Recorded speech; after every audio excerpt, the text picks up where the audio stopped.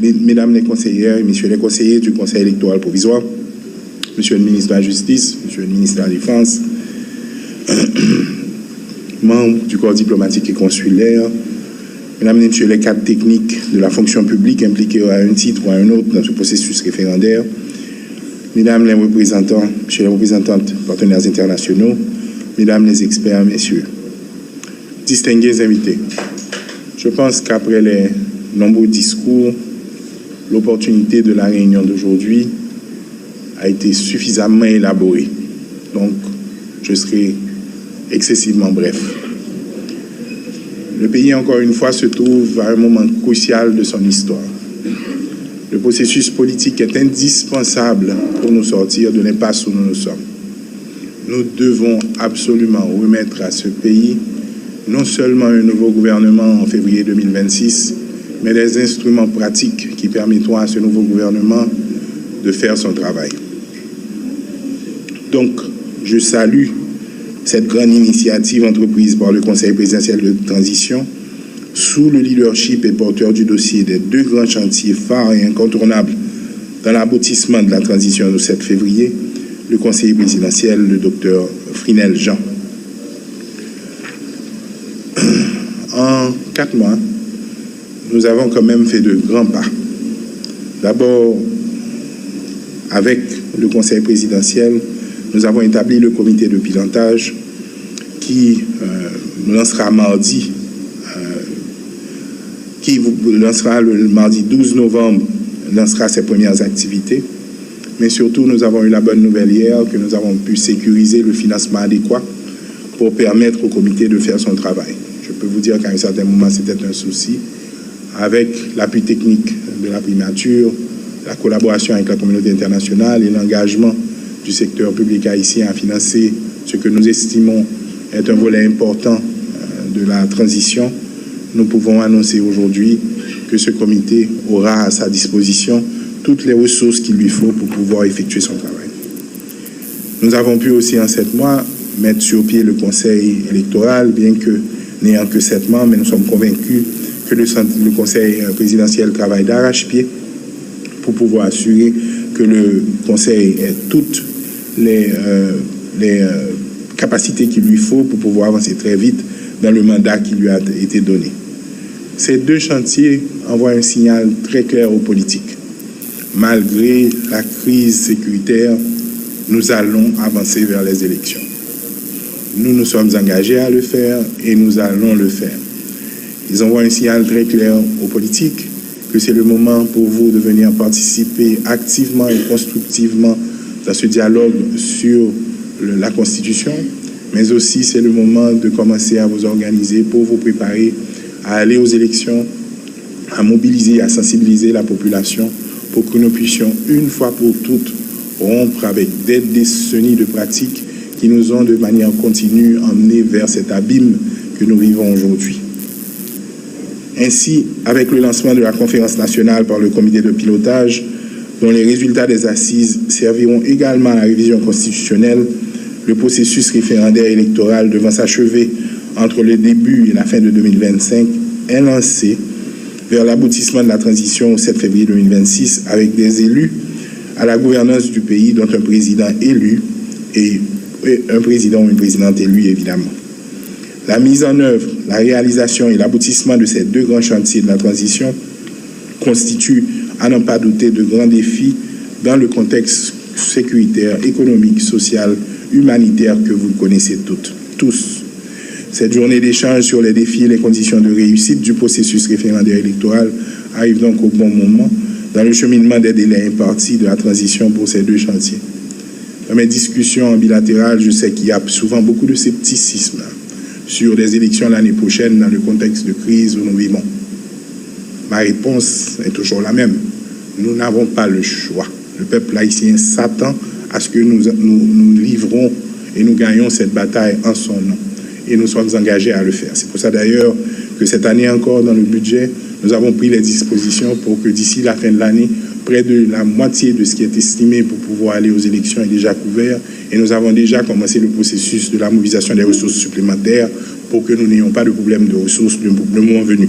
C'est pour ça d'ailleurs que nous avons renforcé notre équipe pour pouvoir donner l'accompagnement qu'il faudra au CEP, au Conseil, pour que lui aussi il puisse faire son travail dans un environnement qui lui permettra quand même d'arriver et de maintenir un calendrier qu'il aura déterminé, j'espère, dans les prochaines semaines. Les recommandations qui suivront de ce forum permettront de préparer le terrain pour faire face aux grands enjeux et défis politiques de la phase de vitesse de croisière de la transition à partir, j'espère, de janvier 2025, notamment la conquête de la confiance et la participation de la population dans le processus. Plus que jamais, je pense qu'il est important que les deux branches de l'exécutif développent des attitudes cohésives, consensuelles et coordonnées pour résoudre dans une large mesure les questions sécuritaires et humanitaires afin de permettre à toute la population, dont les déplacés en âge de voter, de jouir et d'exercer conformément et librement leurs droits et devoirs citoyens tels qu'ils seront garantis par la Constitution révisée, la Déclaration universelle des droits humains et son pacte relatif aux droits civils et politiques, la Déclaration américaine des droits de l'homme ainsi que la Convention des Nations unies contre toute forme de discrimination à l'égard des femmes. Nous continuons à avancer et nous ne pas faire bague. Nous pour aller vers le référendum pour 2025. Pas gain route, pas bois. 7 février 2026, transition à bout. Élu dans tel pays qui sortit dans bon genre élection, sans magouille, sans violence, sans contestation. C'est garanti ça, aujourd'hui. Merci.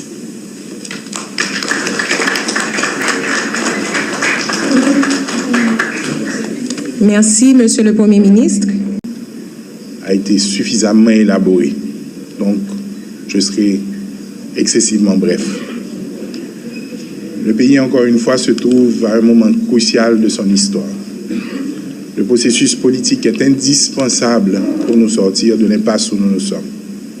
Nous devons absolument remettre à ce pays non seulement un nouveau gouvernement en février 2026, mais des instruments pratiques qui permettront à ce nouveau gouvernement de faire son travail.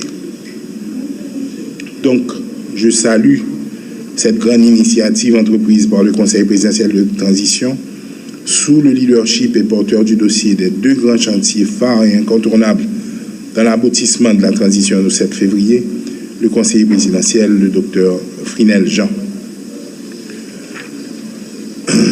En 4 mois, nous avons quand même fait de grands pas.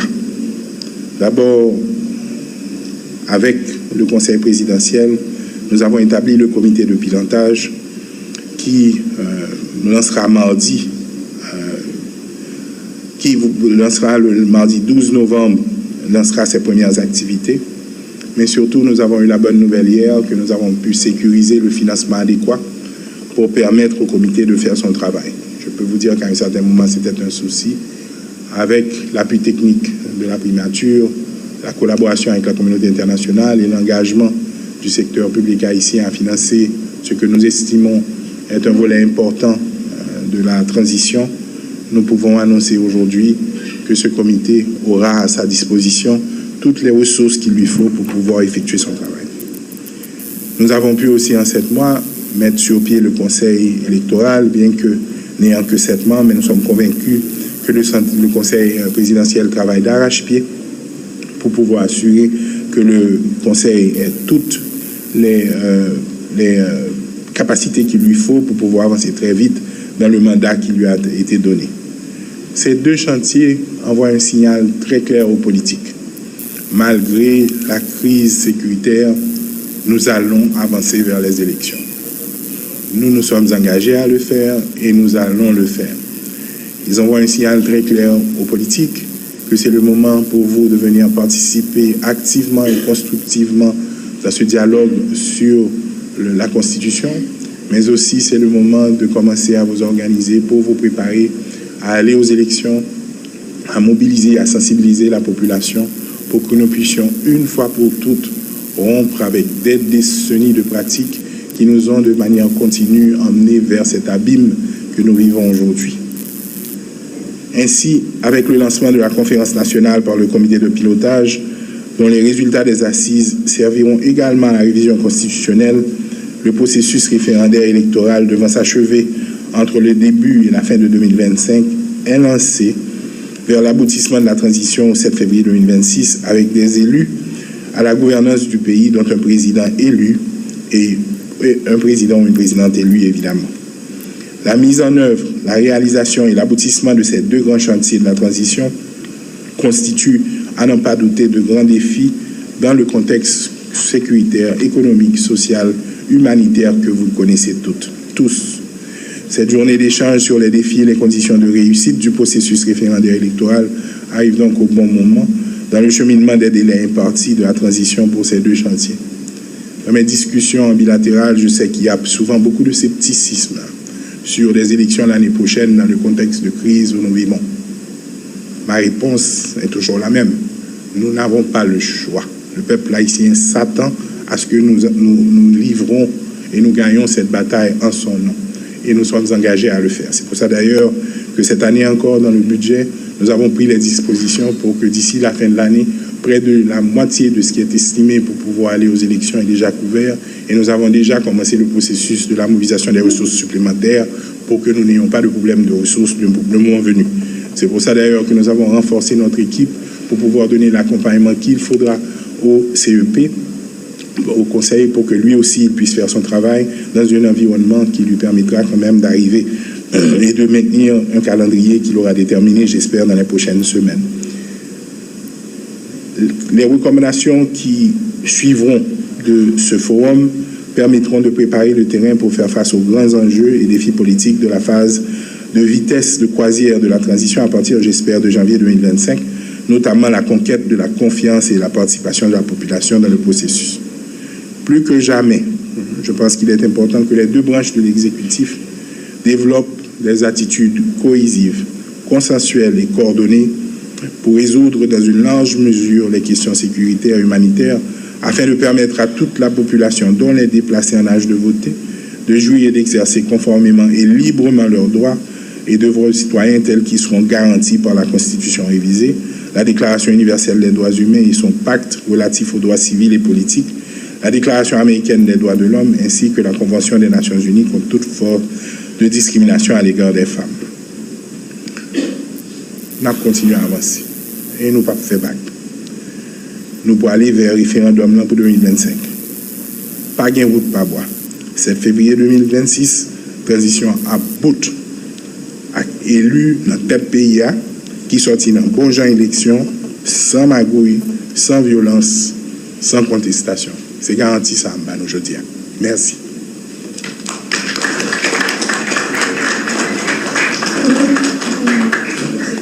Merci, Monsieur le Premier ministre.